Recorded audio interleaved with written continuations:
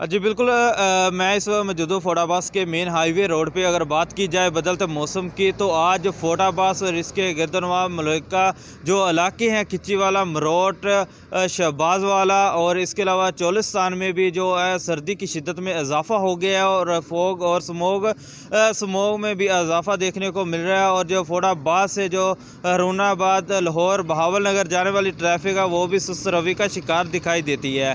तो इस हवाले से जब हमारी ट्रैफिक काम से बात हुई, तो उनका भी यही कहना था कि जो गैर ज़रूरी सफ़र है उसे इज्तनाब किया जाए। और ड्राइवर हजरात से इल्तमास करते हुए दिखाई देते, वो कहते हैं कि ट्रैफिक की जो स्पीड है वो कम से कम रखी जाए और जो इसके फोग लाइट का भी इस्तेमाल किया जाए। और डॉक्टर हजरात का जब हमारी बात हुई, तो उनका भी कहना है कि मास्क का लाजमी इस्तेमाल किया जाए और जो गैर ज़रूरी सफ़र से इज्तनाब किया जाए। जो हद निगाह है वो सिफर हो गई है। जी।